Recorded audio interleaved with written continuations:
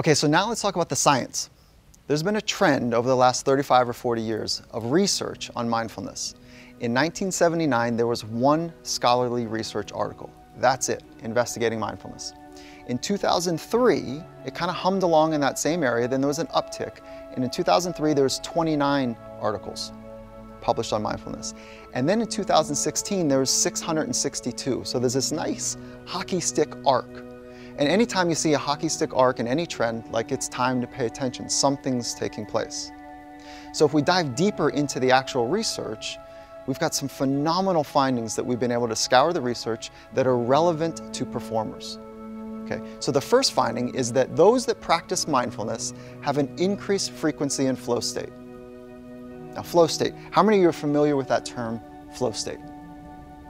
Okay, athletes call it being in the zone. Musicians call it being in the pocket.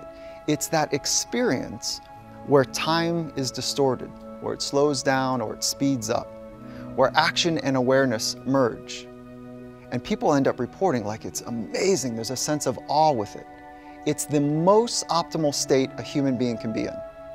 So think about that. Those that practice mindfulness have an increased frequency of flow state, and flow state is the most optimal state that you or I could be in.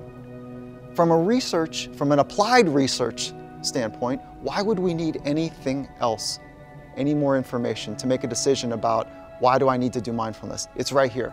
Those that practice mindfulness have an increased frequency of flow state. Let's go further. They also have enhanced performance in high intensity contexts. The world that you live in your business rhythms, it's intense. It's certainly intense. For most people in modern day times, there's plenty of the opportunities for us to find high intensity contexts. So that's a second compelling reason based on research. The third is that those who practice mindfulness have an increased concentration and attention. So that's essentially what mindfulness is. Remember, it's a focus and attention training process so that you can be here, now, over and over and over again, so that you can be where your feet are. That's where life happens, right? Be right here, right now. Those that practice mindfulness have better responses to stress and can regulate their emotions better as well. That's phenomenal. So then what ends up taking place is that you don't get ragdolled by the environment, that you're able to manage and guide your own emotional experience, and that you're not reacting to stress, you're responding to it. Sometimes, if you're fortunate enough to get this right, over time, you'll dictate stress, you'll love stress, you'll want it because you'll understand the mechanics of what that really does for growth. We will talk about that with you, because people that are afraid of stress and pulling away from it, it gets bad, it gets really bad. That creates a whole tension and a constriction.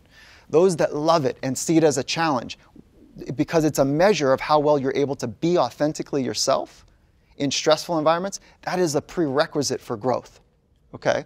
Next, those that practice mindfulness, it is a defining feature of elite athletes. So we happen to study here elite athletes as a subpopulation. If we crossed off that word and studied another population, businessmen and women, maybe it's entrepreneurs, maybe it's artists, we would bet that we'd find those same findings, okay? Nonetheless, this research has found that mindfulness is a defining feature of elite athletes. And remember, mindfulness is the ability to be here now, over and over and over again. In the present moment is where excellence takes place. It's where life happens, okay? People that practice mindfulness are able to learn new mental skills. Now, keeping in mind that if you want to have a particular mindset about life, if you want to live from clarity to conviction, it's the mental skills, the way that you train your mind, that will allow you to have that conviction in stressful, in pressure-filled, in environments that test you. So we have to train our mind to be the person, the man or woman that we want to be. And so those who practice mindfulness have a better ability to learn the mental skills that we're going to walk through today. This is one of the reasons we're starting here. And then lastly, those that practice mindfulness report improved sleep, mood, and decrease in fatigue. Okay, now of that list, is there anything there that you're interested in? All of them. All of them. For sure, improved sleep, mood, and fatigue is something that we are challenged in modern day times with. So we want to get that thing right. But it's this one right here. This is the game changer. Increased frequency and flow state, the most optimal state that a human can be in, but it's so elusive. That state of flow state is so elusive because as soon as you break focus and you become aware that you're in flow state, you're pulled right out of it. It's slippery and it's amazing. So we're going to show you exactly how to train mindfulness, and these are the results that people from research have been able to find, with lots of others. Overall health, happiness, well-being, joy, gratitude, peace. I mean, it's unbelievable, the findings. So we want to really challenge you to do this work.